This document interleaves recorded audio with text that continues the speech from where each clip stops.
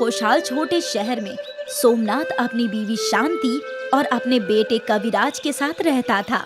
सोमनाथ का खानदान खुशियों से भरा था। अम्मा देखो, मैं अव्वल नंबर आया हूँ। अरे वाह मेरे लाल, तूने तो मेरी छाती फक्र से चौड़ी कर दी। ऐसे ही खूब पढ़ो और पढ़ लिख कर एक बड़े अफसर बन जाओ।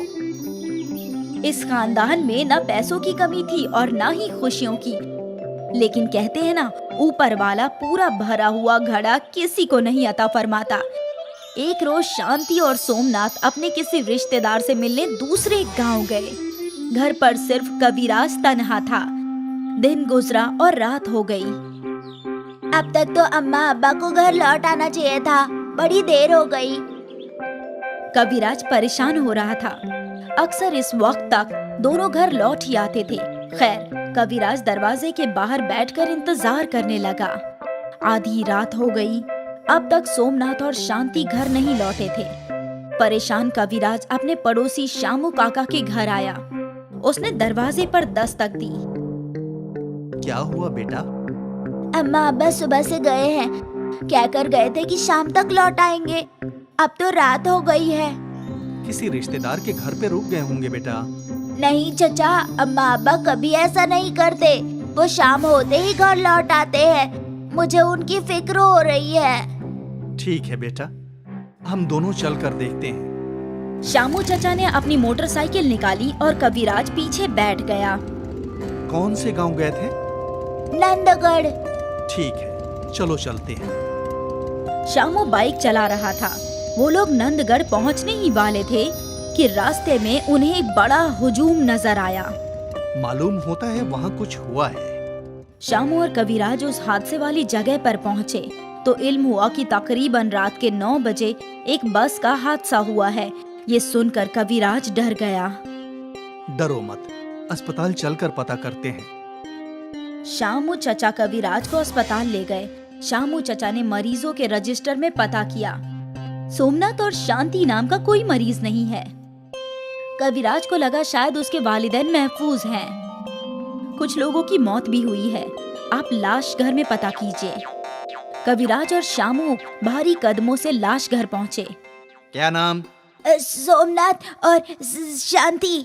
इधर दस्तखत करो, सुबह तक पोस्टमार्टम होकर डेड बॉडी मिल जाएगी। कविराज के होश फाख्ता हो गए। वो जोर जोर से रोने लगा। शामू कविराज को संभालने की कोशिश कर रहा था, लेकिन कविराज की तो दुनिया ही वीरान हो गई थी। ये रात कविराज की जिंदगी की सियाह रात बन गई थी। अगली सुबह सोमनाथ और शांति की लाश उनके घर लाई गई। रिश्तेदार और पास पड़ोस के लोगों ने आखिरी रसूमात की सारी जिम्मेदारी संभाल ली। कविराज होश में नहीं था। कल तक उसका हंसता खेलता खानदान आज एक रात में तबाह हो चुका था। कुछ रोज गुजर गए। कविराज ने अपने आप को संभाला। अब वो यतीम हो चुका था। उसे अपने वालिदैन की बहुत याद आती थी। उसके किसी रिश्तेदार ने उसकी जिम्मेदारी नहीं ली, इसलिए उसे खुद की जिम्मेदारी खुद ही संभालनी पड़ रही थी। कविराज ने एक ढाबे में काम करना शुरू किया। ढाबे का मालिक कविराज को खाना भी देता था और काम के पैसे भी। कविराज की जिंदगी तो गुजर रही थी, लेकिन वो खुश नहीं था। क्या फायदा है ऐसी जिंदगी का? मेरे पास कोई भी नहीं है। कोई मेरे साथ बात नहीं करता, कोई मेरा ख्याल नहीं रखता, कोई मुझे प्यार नहीं करता। ऐसे जिंदा रहने से अच्छा तो मर जाना ही बेहतर है। मरने के ख्याल से कविराज पहाड़ के ऊपर चढ़ गया। वो कूदने ही वाला था कि उसके सामने एक देवी हाजिर हुई। ऐसा मत करो कविराज। क्यों ना करूं? मेरी जिंदगी में अब बचा ही क्या है? मेरा ख्याल रखने वाले मेरे वालिदैन को भी मुझसे छीन लिया गया। अब तो मुझे खाने के बारे में भी सोचना पड़ता है। कविराज, मैं तुम्हें तुम्हारे वालिदैन को लौटा नहीं सकती, लेकिन तुम्हें एक नेमत अता फरमा सकती हूँ। सोच समझकर नेमत मांगो। कविराज सोचने लगा। मुझे मेरे रिश्तेदारों और गांव वालों ने इसलिए नकार दिया क्योंकि मेरे पास पैसे नहीं है। मैं ऐसा कुछ मांगता हूँ जिससे मेरे पास पैसे ही पैसे हो और सभी लोग मेरे साथ रहे। देवी, आप मुझे ये नेमत दीजिए कि मैं जिस चीज को भी सोने की बनाना चाहूँ वो बन जाए। ऐसा ही हो। देवी माँ कविराज को नेमत अता कर चली गई। अब कविराज खुश था। उसे लगा कि शायद अब उसकी जिंदगी बदल जाएगी, सारे लोग उसे अपनाएंगे। कविराज अपने घर के बाहर पहुंचा। सबसे कबल इस घर को ही सोने का बना देता हूँ। मैं चाहता हूँ कि ये घर सोने का बन जाए। और कविराज के ऐसा बोलते ही उसका टूटा फूटा पुराना सा घर सोने में तब्दील हो गया। ना सिर्फ घर, अंदर की सारी चीजें भी सोने की बन जाए। वाह वाह, अब मेरे पास इतना सोना है, मैं अमीर बन गया हूँ। अब तो सारे गांव वाले मुझसे मिलने आएंगे। और वैसा ही हुआ। कविराज का सोने का घर लोगों की आंखों में चमकने लगा और कुछ ही देर में कई लोग कविराज के पास आए। अरे बेटा, ये सब क्या है? पल भर में तुम्हारा घर सोने में कैसे तब्दील हो गया? अरे चचा, मुझे नेमत हासिल हुआ है। मैं जो भी चाहूँ उसे सोने में तब्दील कर सकता हूँ।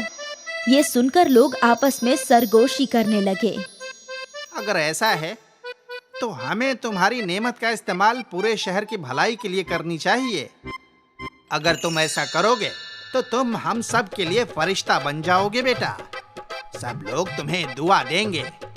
लेकिन मुझे करना क्या है? पूरे शहर को सोने का बना दो। सबकी गरीबी मिट जाएगी और सबकी तरक्की होगी बेटा। ठीक है चचा, मैं चाहता हूँ कि मेरा ये पूरा शहर सोने का बन जाए। कविराज ने ऐसा कहा ही था कि धीरे धीरे पूरा शहर सुनहरा होने लगा। ये तो कमाल हो गया। शुक्रिया बेटा, बहुत बहुत शुक्रिया। लोग खुशी खुशी अपने घर की जानिब बढ़ गए। सब लोग बेहद खुश थे। सोने का घर, हाँ, हम तो अमीर बन गए। हे भगवान, ये तो स्वर्ग है।